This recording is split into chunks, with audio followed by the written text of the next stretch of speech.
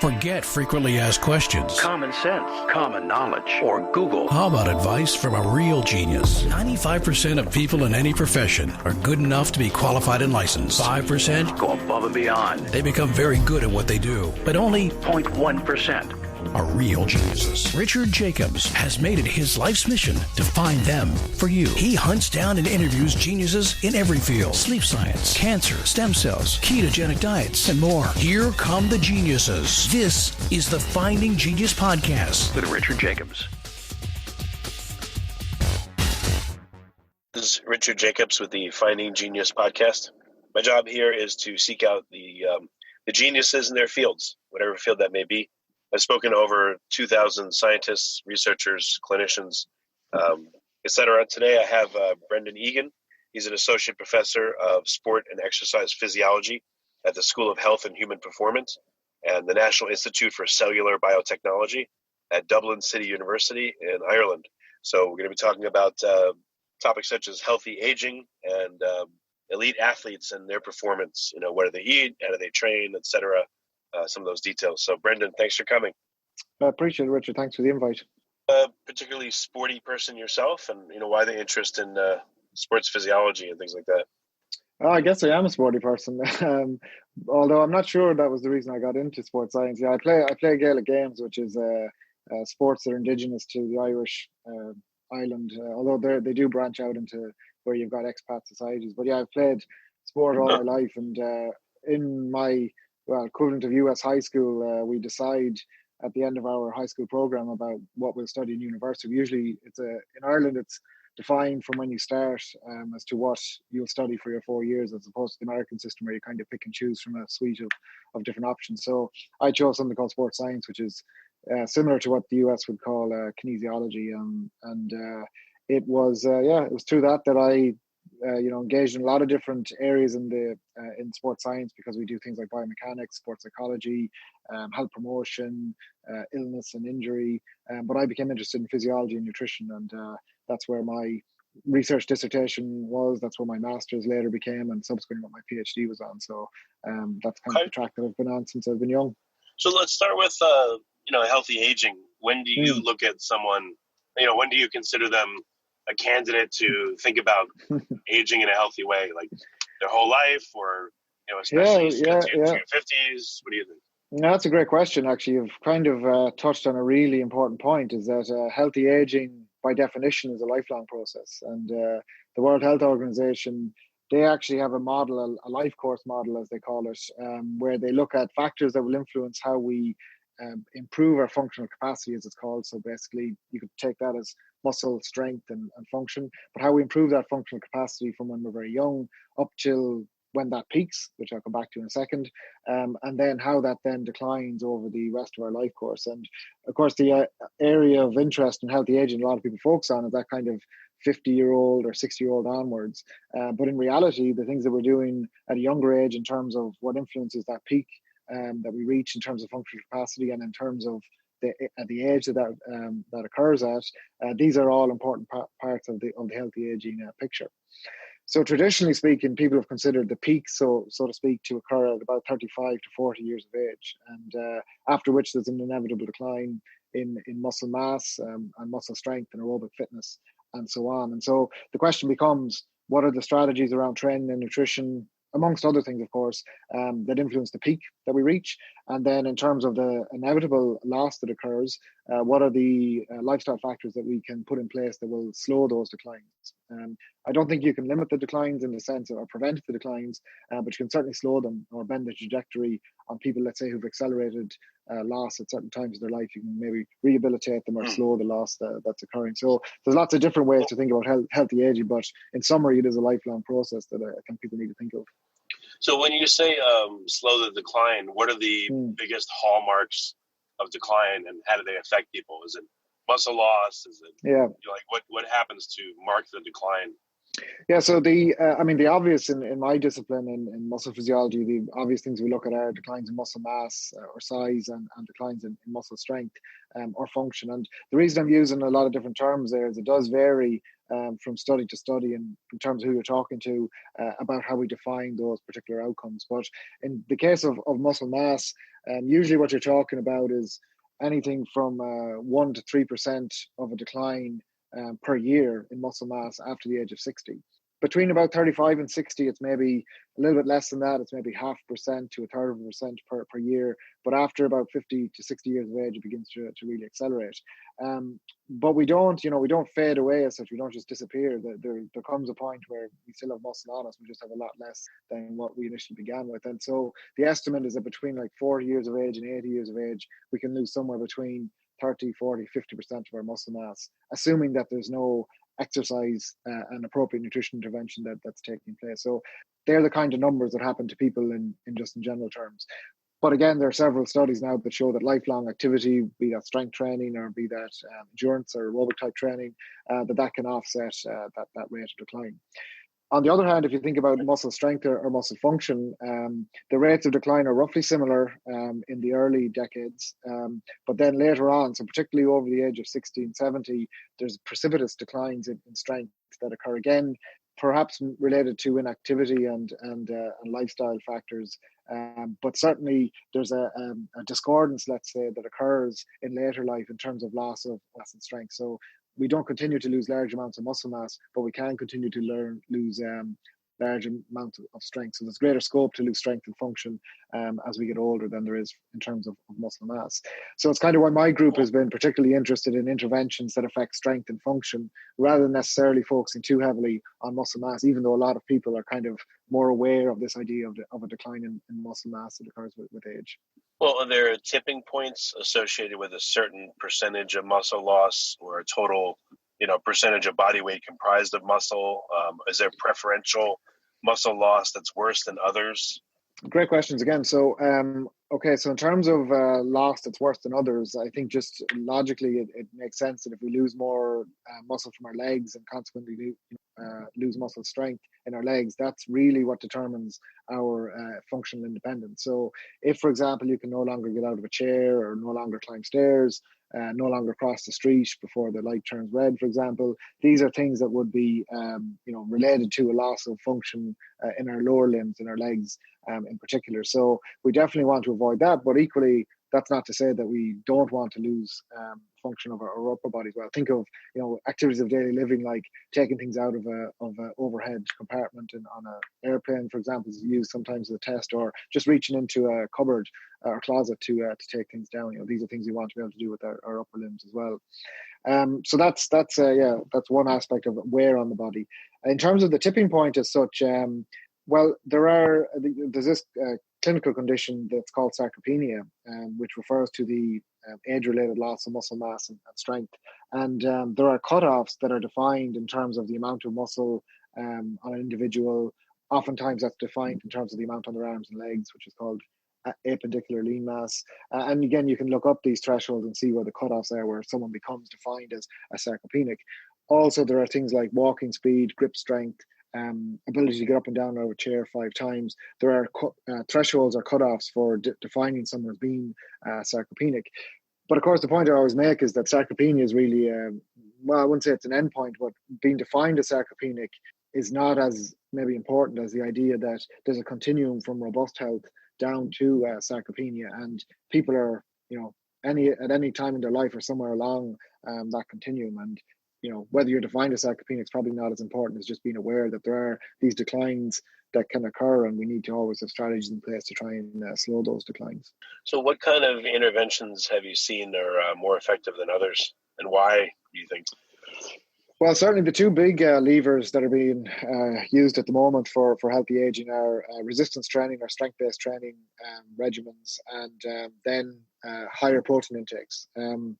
It is so we'll start maybe with the first, and that, by the way, that's not to neglect all the other aspects of life, like good quality sleep and reduction in stress and so on. But these are the ones that, when we're talking about muscle mass and function, it does seem to be strength-based exercise training and then higher protein intake that seems to be beneficial. So in the first case, the strength training interventions, again, the literature varies, but in some instances, studies have shown that as little as one session a week in older adults can be enough to slow the rate of decline.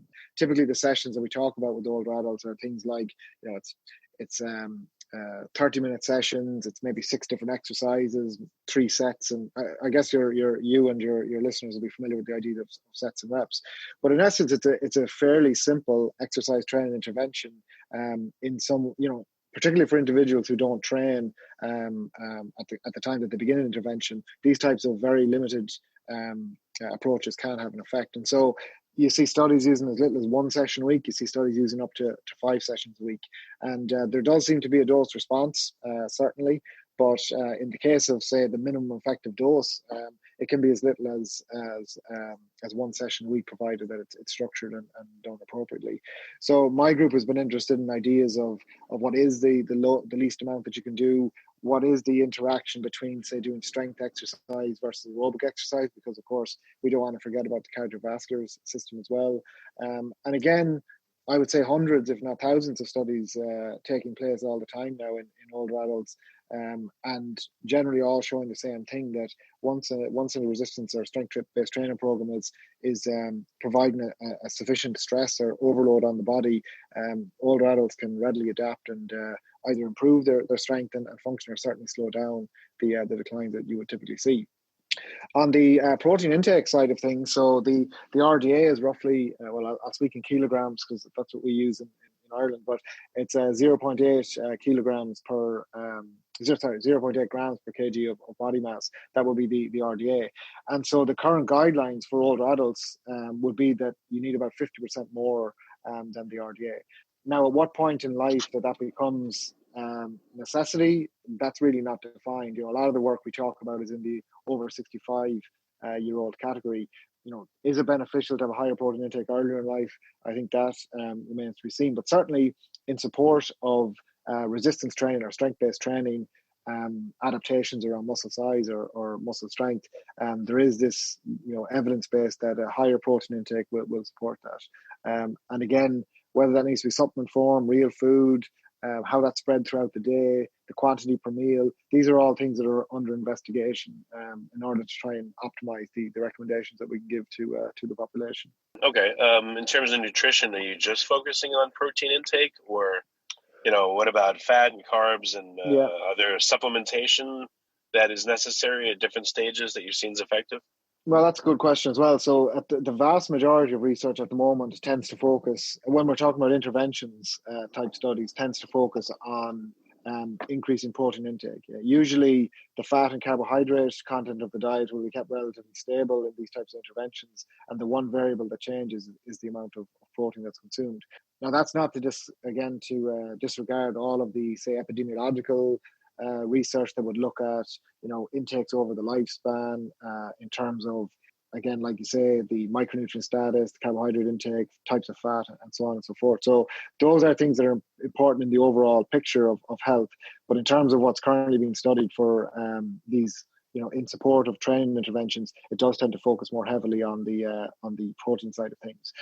Again, that's not to say that there's increasing interest in things like ketogenic diets and low carbohydrate diets, because of some of the reported benefits from a metabolic viewpoint or from a weight loss viewpoint that those diets have demonstrated. So I think there's going to be over the next number of years, there's going to be more of a merging of ideas around elevating protein and manipulation of the other parts of the diet in order to see how those things interact. And so far, how do older adults metabolize protein? Do they utilize it as well as younger adults, or are you just trying to cram tons of protein into them in the hopes that get some of it? Yeah, it's a complicated question because, in theory, you can look at isolated protein, ingest a certain amount in an older adult, and look at what happens over 2 to 3 hours in response to that. And you can measure what's called the muscle protein synthesis rate. And that is used as a marker of what might happen then in terms of, does protein intake of a certain quantity cause muscle growth or improve repair mechanisms and so on. But to take that isolated, 3 or 4 hour window and then bring that out into the real world and give that, look at how that affects an older adult, trying to implement that over several weeks and months, that's a more complicated question. So there's a couple of different things to think about. One is that there's this idea of the anorexia of aging, as it's called, and it refers to the idea that older adults they have, first of all, less appetite in general. They're more easily satiated by protein-containing food, so their appetite is suppressed essentially when they eat a large protein source. And then also some of the protein sources that were traditionally considered are that form a major part of the diet. For example, things like meat, they are harder for older adults to chew just on a mechanical basis. So translating, let's say, a recommendation for a certain amount of protein per day or per meal into real food can become challenging in the older adult, because we're essentially asking them to eat more protein, but there are mechanisms that are at play in their bodies that essentially are pushing back against that recommendation. So that's just on the broader kind of idea of appetite. But if you then get into into the real nitty gritty about when an older adult consumes a protein-containing meal, there's a variety of differences in terms of the way they metabolize protein that's different to a younger adult. So, for example, less amino acids appear into the bloodstream because of the fact that the gut takes up more of the amino acids from a meal in an older adult compared to a younger adult. So you've got less amino acids within the blood. You've got less delivery to the periphery, to the muscles, because it's been shown that older adults tend to have lower perfusion or delivery of blood to the muscle, and then because of lower delivery, lower presence within the blood, those amino acids then don't stimulate these anabolic pathways in muscle, the growth pathways in muscle, to the same extent that they would in a younger adult. So you're kind of faced with the prevailing wisdom at the moment is to provide more protein per dose. So to give about 20 to 30% more to an older adult per meal than you would to a younger adult. But again, you run into the problem then of the satiating effect of protein. So what I would say is that we've got some good theoretical underpinnings at the moment, but the practice of translating that into a real world effective intervention can be challenging. We recently just completed a study and hope to get out this year, where we took food, a food first approach, so to speak, where we coached older adults in terms of how to add more protein to their diet using real food. And it was predominantly based on animal food, so dairy, eggs, and meat and fish. But the feedback that we got now, again, older adults of that generation, the so-called baby boomer generation, they're very resilient. So they do really stick to the types of interventions that we ask them to do. But as soon as the study finished, they all complained about how much food it was, how satiated they felt. It's way more than they would ever eat, and so on and so forth. But the intervention in conjunction with resistance training, it did enhance the overall response to training. So, they derived a benefit even if they were uncomfortable doing so. So I think in theory, like I said, the elevated protein intake does benefit the adaptation to training, but how we actually deliver that in a way that's, let's say, enjoyable and tolerable to an older adult, that remains an open question. Again, with so many things going on to confound an older person's ability to eat enough and eat enough protein, etc. I mean, it seems like really that's a call for more than just protein. That means you'd have to look into really the mechanisms of what would support digestion in general, what would support muscle growth, and I mean all that stuff to really make an effective intervention. Yeah, so I think that's where the field is going. So okay, so there are a couple of, if we get into the nitty gritty, there are a couple of key things. So for example, the leucine is an amino acid, and it's thought to be the trigger, let's call it, for stimulating the anabolic response in muscle. So there's been quite a bit of interest in the idea of the leucine content of foods being the major determinant of whether those foods will stimulate an anabolic response or not.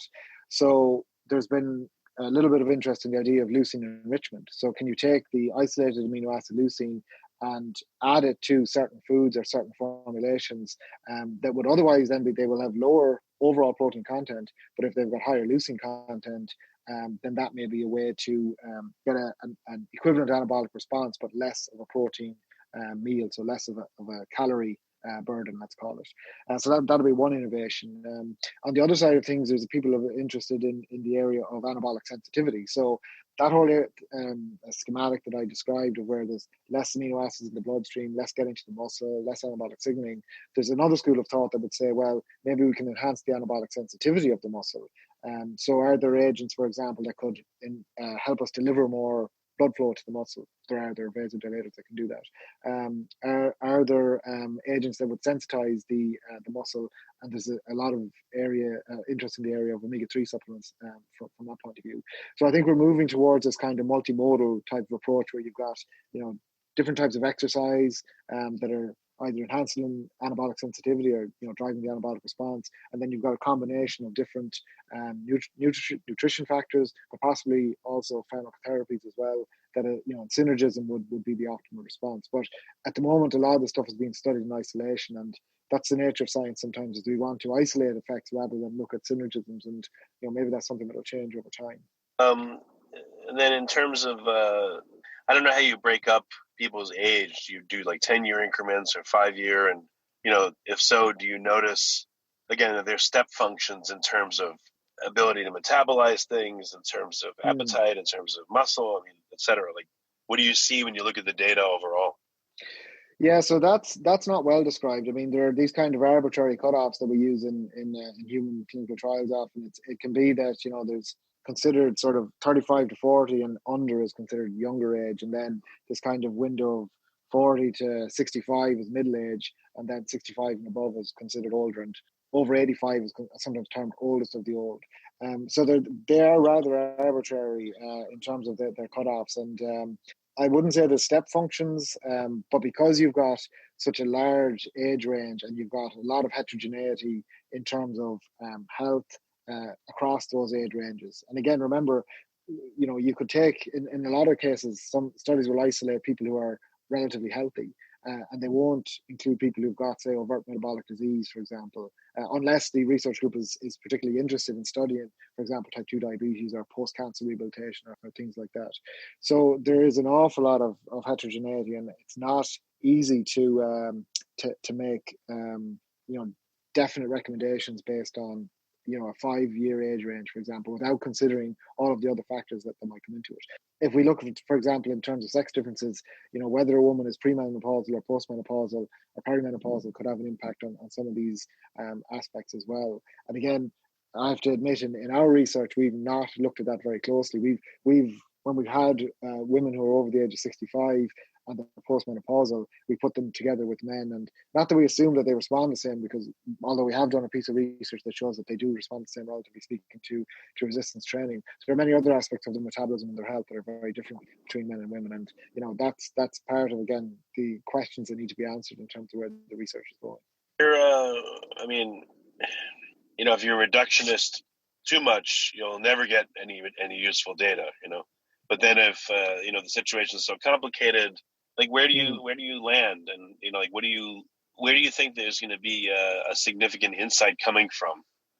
That is a difficult question to answer, but you're right in your first remark there, is that we do tend to try and be reductionist, because, like I said earlier, if you want to isolate the effects of an individual ingredient, then it's best that the only change you make in a study design, say comparing two groups, is that you only change that ingredient.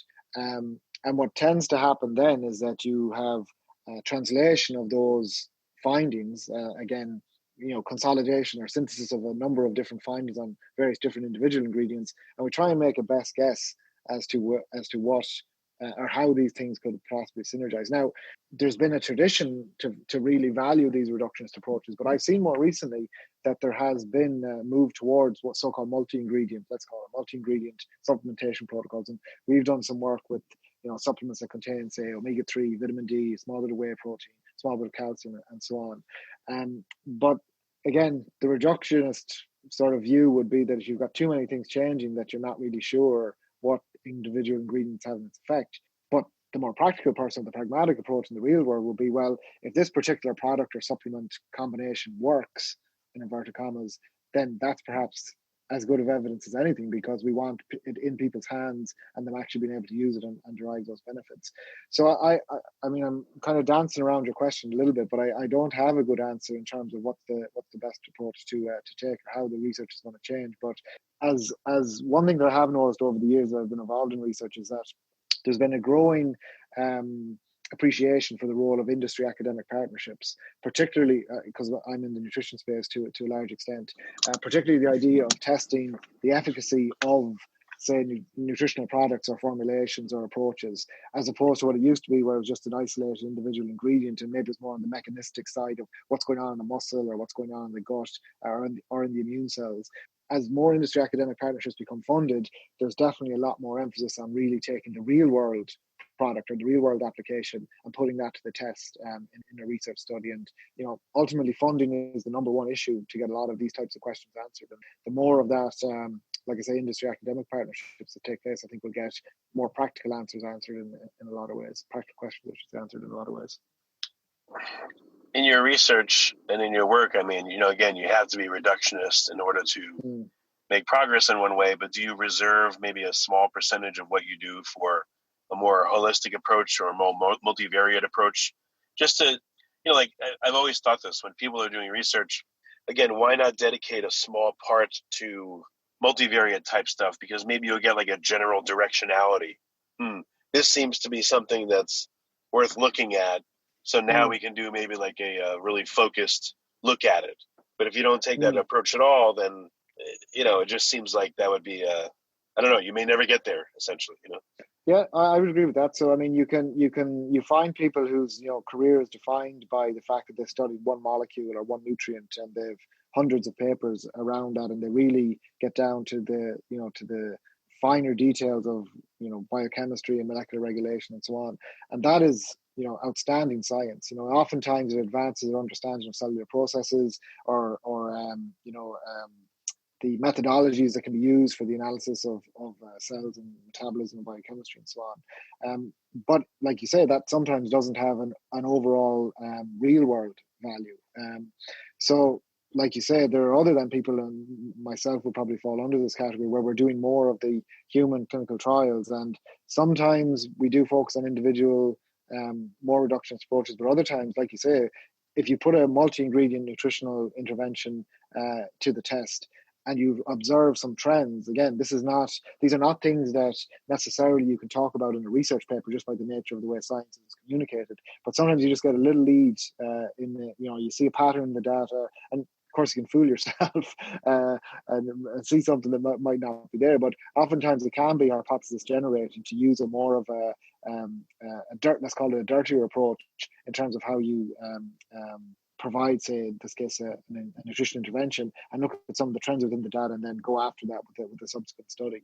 But you always have to be careful in the way that you look at the data, report the data, and not to try to find something that's not there. I think that's a key philosophy you have to have. But it's kind of marrying the idea of kind of the classical scientific studies and reporting with the more real world focus or practical aspect. And I think just by virtue of the fact that I've, say, for example, been involved in sport and worked with athletes and done, worked as a nutritional consultant with clients and so on, I kind of have that perspective that sometimes I think can be lost if you've only ever been just involved in research, bench research, for example, as well. So yeah, hopefully it's going to lead to fruition in the. About the work you do with elite athletes, any insights there, and do any of the insights translate back into older people that are not doing so well? Yeah, it's remarkable, actually. I mean, one of the reasons why I see, I can have these two parallel tracks within my lab group is because they do overlap to a large extent. I mean, a lot of the pathways that we talk about in terms of the regulation, let's say, of muscle growth and repair, these are things that are relevant to athletes as well as older adults. And while the activation, the magnitude of activation, or the dose response and so on, they may differ between older adults and athletes, there are still commonalities in terms of the pathways and in terms of to a certain extent the basic ingredients and the basic premise. And athletes were interested in the dose response for exercise as well. We're interested in the optimal nutrition strategy that might benefit recovery, or that might be ergogenic, therefore enhance athletic performance directly. So I mean, there are a lot of parallels, and they do inform each other, the two tracks. And so it's good to have those two perspectives, and students obviously bringing different expertise to the group, and postdocs and so on. There's a lot of interaction between the group and different thoughts, and it can lead to a really fruitful research environment. Bit of specifics. What's what needs to be unique or different about nutrition for like elite athletes? And is it sleep? Is it nutrition? Is it other interventions? Like what really seems to move the needle for them?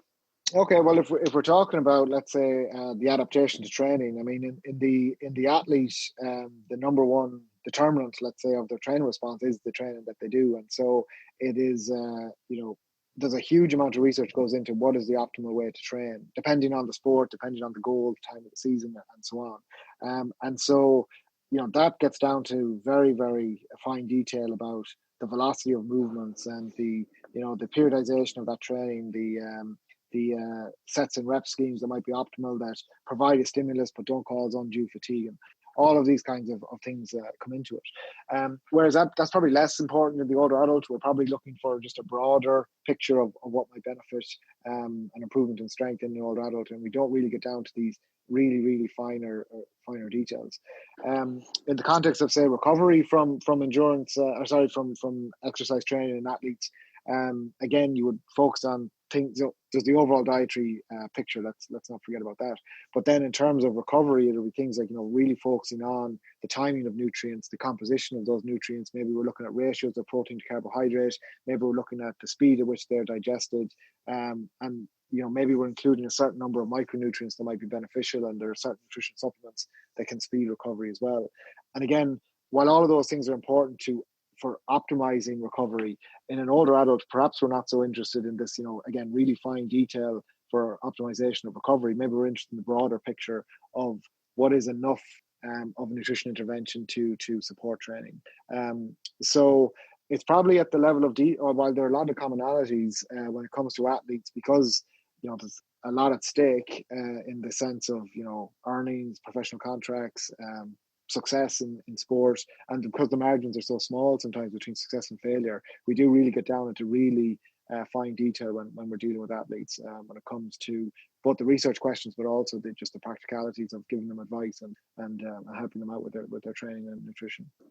Well, how you'd optimize an athlete, let's say someone that they're a cyclist, so you want to optimize their obviously their cardiovascular output, but their leg muscles and everything too. What if you turned the model of aging on its head and you looked at older people as reverse athletes, and that, okay, in this population, we need to help them work on their leg strength more than anything, because that's really the critical factor that's going to disable these people and lead them towards decline. And in this other population, it's going to be flexibility, and you treat them like reverse athletes or remedial athletes and make specific protocols for them instead of just general ones, like, oh, you're old, so do these things and that'll help you, because that wouldn't be nearly as helpful as someone that old and they have bad hip function, and therefore that's going to be the weak link that gets them in the end and disables them. Yeah, I think what you're talking about there is the difference between, say, broader public health guidelines and then the guiding hands of a good clinician or practitioner. And so while you can have very broad guidelines in terms of sets and reps and numbers of time to train per week and so on, a good clinician or a personal trainer will have assessed the individual and individualize their training, obviously taking account of the broader guidelines, but making it more specific. Like, I mean, the examples you gave there in terms of, someone's got flexibility or mobility limitations, the types of exercises that they do need to be modified. And that, as far as I know, that does take place for anyone who's good practitioners. Someone who just, wanders into the gym themselves without necessarily any guidance or any program and tries to lift based on something they read on the internet, I think that's the type of situation where things begin to not work so well. So I think in the right hands, I think what you described as the individualization of a personalization of training and nutrition, that happens with good practitioners.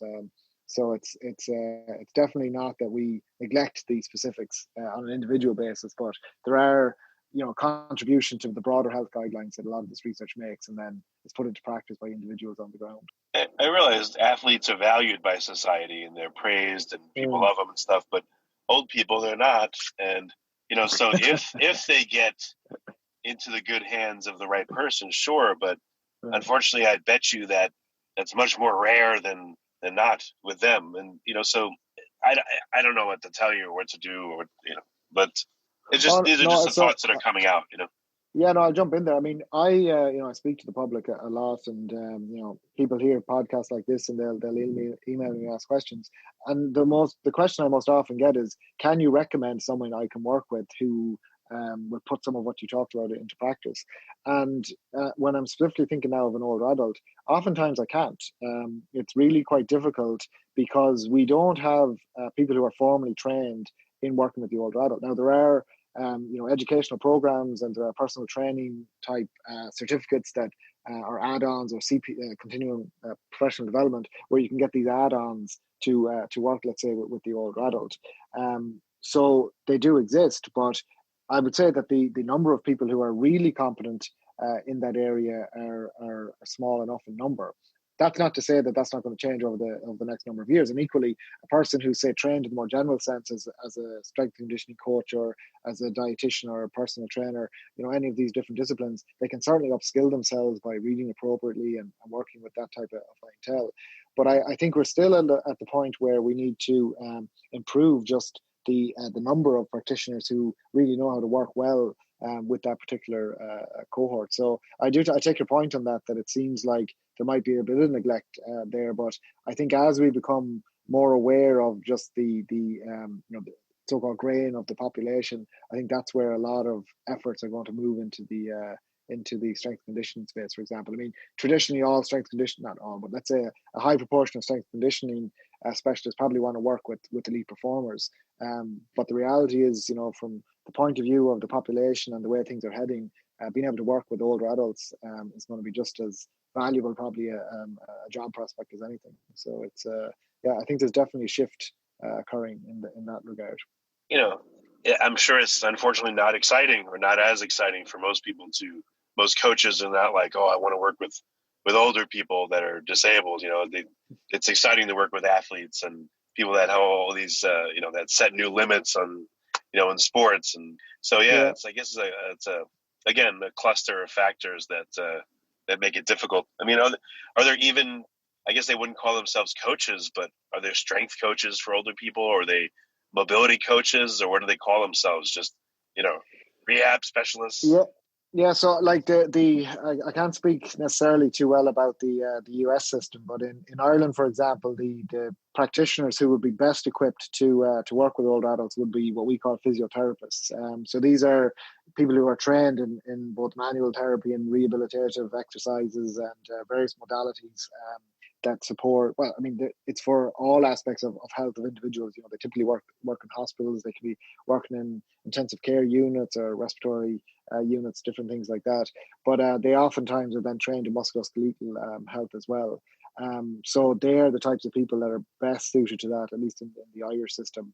But a strength conditioning specialist, like I said, if you have appropriate training and are upskilled, and I guess know the limitations and are able to conduct what we call a needs analysis of the individual and of where they want to go in terms of fitness goals, most strength conditioning specialists or coaches would be able to work with older adults. But there are certain things that they would need to know, particularly around like advanced cardiac life support, for example, and knowing limitations that occur with different diseases. And there's a few different things that they probably need to have in their locker just in order to be fully able to work competently with that population. But it certainly can be done, and I would expect that, like I said, a lot of people are probably going to move into that space as we move forward in the years. Okay, well, very good. What I don't really know if elite athletes would take much from this. They certainly have their own coaches, but for older people, what kind of advice generically would you have someone that's 40 versus 50 versus 60 versus 70? Well, I think on one hand, I don't think there's any example of a society or a population where they are physically inactive and are healthy. I think we have to acknowledge that physical activity is part of the health when it comes to the human condition. Now, how that's done in terms of how you incorporate that into your life, there's lots and lots of different ways to do that. But doing something is better than nothing. And if it's someone who is currently not doing a single hour of exercise a week, then increasing that to an hour, whether that's 1 hour in one day or whether it's 3 days of 20 minutes, any way that you can incorporate a change in physical activity is going to be a benefit. Now the question becomes, should strength training be part of that? I would say yes. Certainly as we get older, strength training will need to be a part of that. Does it have to be in a gym setting? Not necessarily. We've done some work looking around body weight training, which is, press ups and sit ups and squats and lunges, and that they can, when done correctly, and again the right type of prescription in terms of sets and reps and so on, they can bring about really impressive changes. So again, that's something that people can take note of. The other point I make, you mentioned you were sort of going 40, 50, 60, 70. It's never too late to start either. Again, there's been studies done in people over the age of 85 that have not resistance trained in their life before, and they get them in and they train them, and they all make gains in strength, and to a large extent a lot of them make changes in muscle mass as well.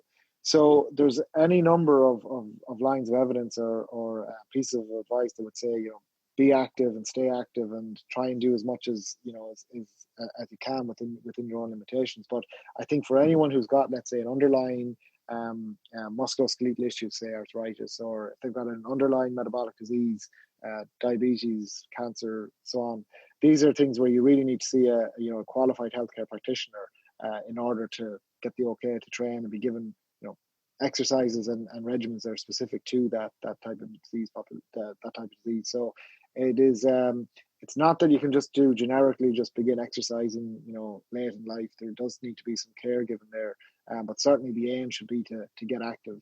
Everyone should be aiming to get active to some level, if that's and that should ideally contain a certain amount of strength training as well. And what's the best way for people listening to find out more and to get in touch?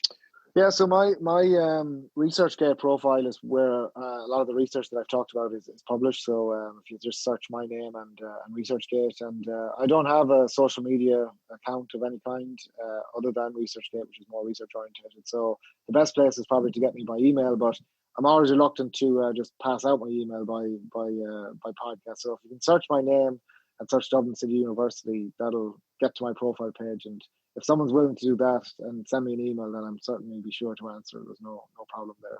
Well, Brendan, I appreciate you coming, and thank you very much. Thanks very much, Richard. Good talking to you. You've been listening to the Finding Genius podcast with Richard Jacobs. If you like what you hear, be sure to review and subscribe to the Finding Genius podcast on iTunes or wherever you listen to podcasts. And want to be smarter than everybody else? Become a premium member at findinggeniuspodcast.com. This podcast is for information only. No advice of any kind is being given. Any action you take or don't take as a result of listening is your sole responsibility. Consult professionals when advice is needed.